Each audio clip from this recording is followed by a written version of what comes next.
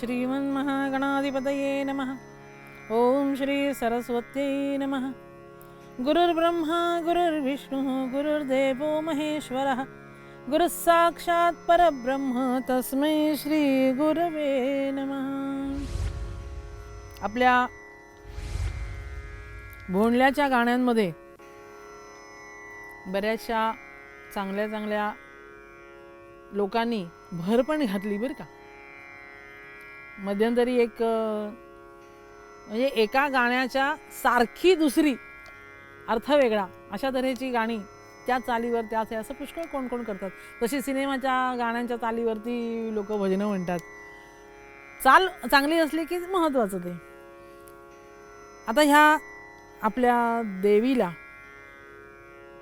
सगळे देव तिचं आवाहन करतायत, तिची गुणवर्णना करतायत आणि आमच्या संकटाचं हरण कर। हरण कर या शब्दाचा अर्थ कळत नाही बरं का लोकांना। मध्ये एकाने शंका विचारली, रामायण बघितलं सगळं आणि म्हणले आम्हाला एक शंका आहे। म्हणले काय शंका आहे? तर म्हणले तुम्ही म्हणलात की सीतेचं त्यांनी हरण केलं रावणाने, ती परत बाई कधी झाली की नाही?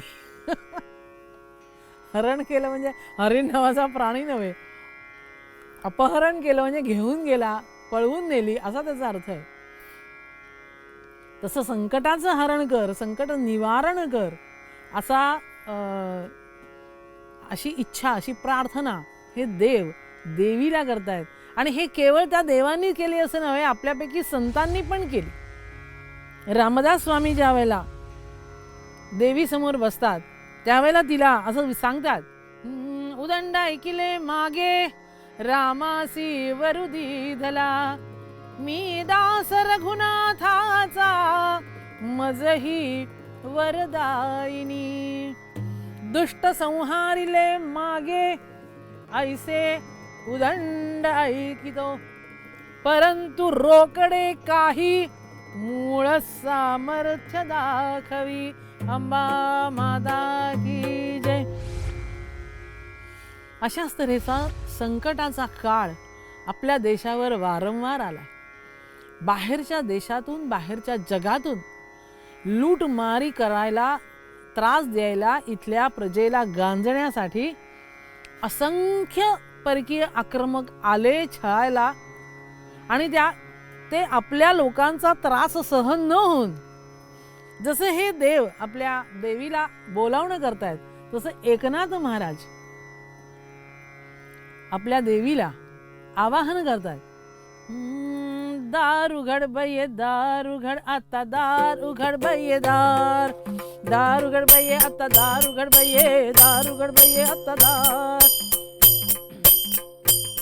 नमो निर्गुण निराकार मूळ आदिमाया तू साकार, नमो निर्गुण निराकार मूळ आदिमाया तू साकार। घेऊन 10 अवतार केला दुष्टांचा संहार, घेऊन 10 अवतार केला दुष्टांचा संहार। आई दार उघड बये दार उघड आता दार उघड बये दार।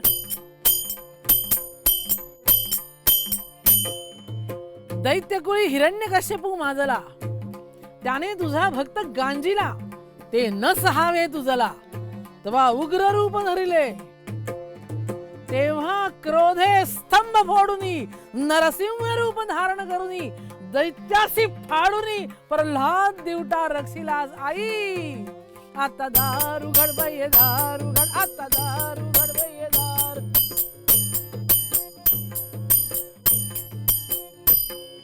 म्लेंछे गांजिले देव भक्ता, महिमा उच्छेदिला सर्वथा। न चले जप तप तत्वता, अगं आमच्या उपासना, आमचा जप, आमचा तपश्चर्या काही उपयोगी पडत नाहीये। मग काय कर? जप तप न चले तत्वता, धाव आता शस्त्र उगारून धाव। आई दार उघड, आई दार उघड, आई दार उघड आता दार उघड बये दार, दार उघड बये आता दार उघड बये दार उघड बये आता दार।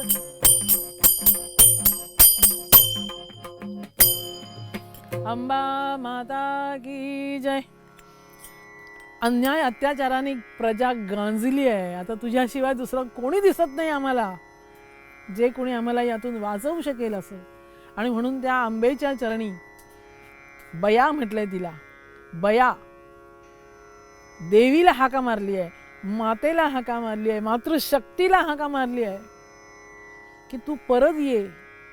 या सगळ्या संकटातून आम्हाला तारून न्यायला दुसरं कुणीही दिसत नाहीये. आणि तेच हे सगळे हिमालयाच्या पायथ्याशी जमलेले देव त्या आदिमायेला हाक मारतायत. वर्णन इतकं सुंदर केलंय की त्या ठिकाणी पार्वती स्नानासाठी म्हणून आली आणि तिने बघितले की हे सगळे देव या ठिकाणी कोणाची तरी पूजा करतायत, कुणाला तरी आवाहन करतायत. म्हणून कुणाला बोलवताय तुम्ही? तर तिच्या शरीर कोशामधून एक दुसरी देवता शिवा नावाची देवी प्रकट झाली. आपण नावावरून त्याचा अर्थ समजून घ्या. शिव, शिवाची शिवा,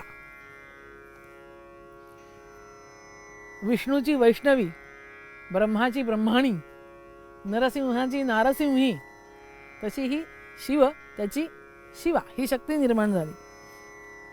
आणि पार्वतीच्या शरीर कोशामधून ती बाहेर आली आणि म्हणून तिला कौशिकी असंही एक नाव आहे बरं का. आणि म्हणून पार्वती ती गोरी कौशिकी बाहेर निघाली म्हणून पार्वतीच्या शरीराचा रंग काळा झाला असा उल्लेख आहे. तिला काली असं म्हटलंय. तर ह्या सगळ्या पुराणातल्या गोष्टी, मुख्य मुद्दा असा आहे की पार्वतीला त्यांनी सांगितलं की पूजा जी होती आहे ती तुझीच पूजा होती आहे. फार पूर्वी तू वरदान दिलं होतंस महालक्ष्मी रूपामध्ये की ज्या वेळेला तुमच्यावर संकट येईल त्या त्या वेळेला मी तुम्हाला मदत करेन, त्या त्या वेळेला मी तुम्हाला त्या संकटाचं निवारण करण्यासाठी येईन. आणि म्हणून हे सगळे घाबरलेले लोक, घाबरलेले देव तुला बोलवण्यासाठी, तुझा आवाहन करण्यासाठी या ठिकाणी जमलेत, पूजा करतायत. आणि अशी ती गोरीपान सुंदर पार्वती गौरी, तिचं नवीन आता ह्या अवताराचं जे नाव आहे ते महासरस्वती, हे तिसरा अवतार आहे तिचा. आणि ती तिथे हिमालयावरती फिरती आहे. त्यावेळेला चंड आणि मुंड हे दोन नावं सुद्धा कशी आहेत बघा. शुंभ आणि निशुंभ त्यांचे सेवक चंड आणि मुंड हे तिथे आले आणि त्यांनी त्या कौशिकीला, त्या अंबिकेला पाहिलं. आणि तिला पाहिल्याबरोबर ते घरी इकडे चंड मुंड जे होते ते दोघं जण शुंभ निशुंभांकडे, ते राजे, त्यांनी सगळ्या या देवांना हाकललेलं, युद्ध करून त्यांना बाजूला काढून सगळं त्यांचं बळकावलेलं, स्वर्गबिर्ग सगळं. आणि मग त्यांना येऊन सांगतायत की आम्ही एक अतिशय सुंदर स्त्री पाहिली हिमालयावरती, अत्यंत गोरीपान, अत्यंत सुंदर, अत्यंत देखणी, विलक्षण देखणी, जणू काही ते रत्नच आहे, स्त्री रत्न. आता ही माणसांची प्रवृत्ती बघा काय, ती दैत्यांची प्रवृत्ती. आम्ही रत्न भोगणारे आहोत, त्यामुळे सगळी रत्न जी आहेत ती आम्हालाच मिळाली पाहिजे, दुसऱ्या कोणाकडे काही आत्ता कामा नाही. सगळं माझं, सगळं मला मिळालं पाहिजे.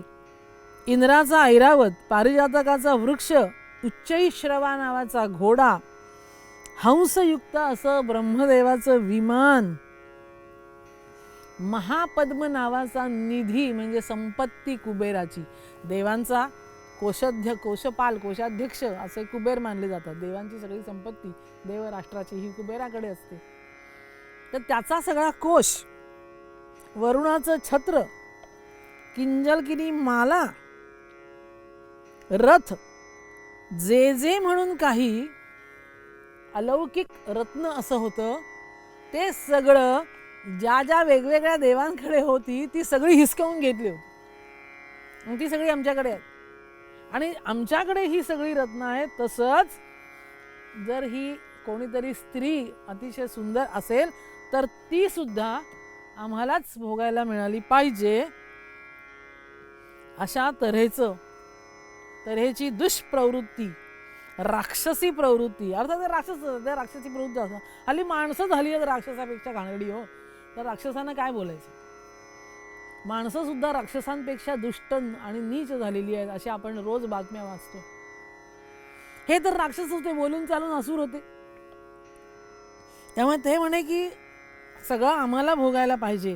आणि म्हणून या चंडमुंडांनाच दूत म्हणून त्याने त्या देवीला जाऊन सांगितलं की आमची आज्ञा सांगा, तिला जाऊन सांगा की बऱ्या बोलानी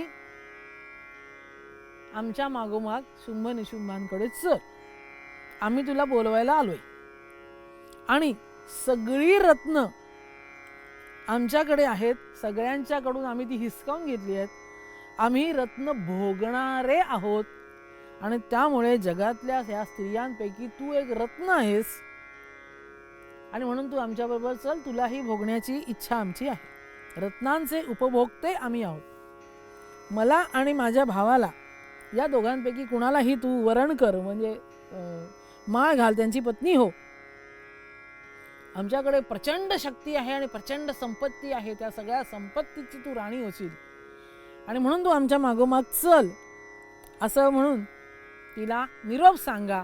असा निरोप चंड आणि मुंड हे दोन त्यांचे सेवक सरस्वती महासरस्वती देवीला सांगायला तिच्याकडे आले. इत्युक्ता सा तदा देवी गंभीरान्तस्मिता जगौ दुर्गा भगवती भद्रा ययेदं धार्यते जगत. अंबा माता की जय. दूध असं तिला येऊन सांगतोय तेव्हा ही दुर्गा भगवती, ही कल्याणकारिणी देवी, वास्तविक पाहता ही माया तिचं ते स्वरूप आहे, त्यामुळे सगळं जग तिने धारण केलंय अशी ती देवी. तिला हसायला येत आहे, ती मनातल्या मनामध्ये हसते आहे आणि म्हणते की हा ठीक आहे, तू म्हणतोयस त्याच्यात काही चूक नाही, असतील तुझे स्वामी फार मोठे, असतील त्या शुंभ निशुंभा त्रैलोक्याचा स्वामी झाला असेल,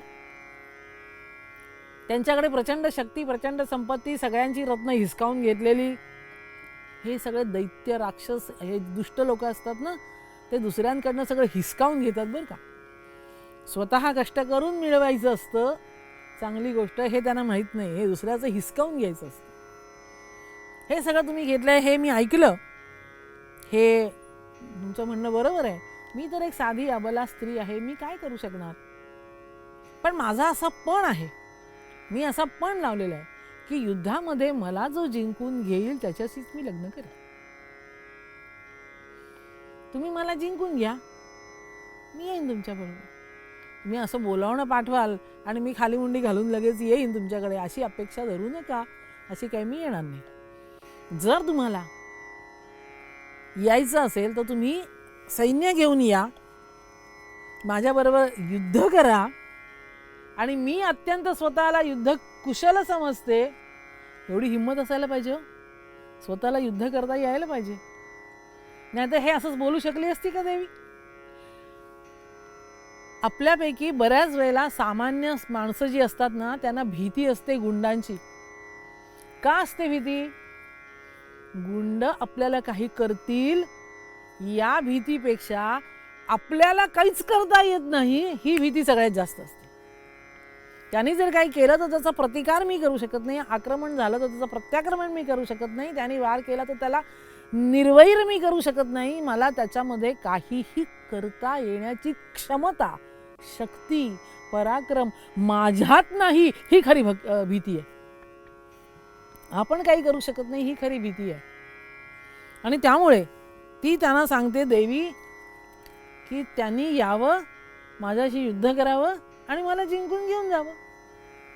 आता ज्या शुंभ निशुंभानी सगळ्या पृथ्वीवरती सगळे देव, सगळे माणसं, सगळ्या यक्ष गंधर्व किन्नर सगळ्यांना हाकलून लावलंय आणि सगळ्यांचं सगळं बळकावलंय, त्याच्या समोर अशा तऱ्हेचा निरोप पाठवायचं हे केवढं धाडस म्हटलं पाहिजे. आणि हे धाडस कशासारखं आहे? इतिहासामध्ये सबंध भारत हळूहळू करत कब्जात घेतलेले इंग्रज महाराणी आमच्या लक्ष्मी देवींना सांगतात, झाशीची राणी लक्ष्मी, की तू बऱ्या बोलाने आम्हाला शरण ये आणि तुमचं राज्य आम्ही खालसा केलंय. त्यावेळेला भर सभेमध्ये, भर त्या आपल्या सरदारांच्या दरबारामध्ये चिकाच्या पडद्या आड बसलेल्या राणीसाहेब उठून उभ्या राहतात, कमरेची तलवार खेचतात बाहेर आणि हात वर उंच धरून तलवार धरून सांगतात, मेरी झांसी मैं नहीं दूंगी. ज्याची हिंमत आहे त्यांनी घेऊन पाहावी. मी देणार नाही. तुम्ही पत्र पाठवावं आणि आम्ही तुम्हाला शरण जावं इतके आम्ही नेभळे बावळे भित्रे झालेलो नाही अजूनही. आणि 1857च्या क्रांती युद्धामध्ये प्रचंड पराक्रम केला. अवघं 22 वर्षाचं वय आहे त्या मुलीचं. अवघं 22 वर्षाचं वय. जवळ कोण आहे, मदतीला कोण आहे? स्त्रियांची सेना उभी केली आहे. त्याही परिस्थितीमध्ये किल्ले झुंजवत ठेवले आहेत, युद्ध केलंय, घनगर्ज तोफांचा मारा केलाय. इतका मोठा मारा केला. तिच्या घोड्यांच्या टापांचं वर्णन आहे, वेगाचं वर्णन आहे. बाई काय वेगाने रणांगणामध्ये संचार करतात. हय तू क्या वेगे धावे, भूस्पर्श दिसेना त्याचा.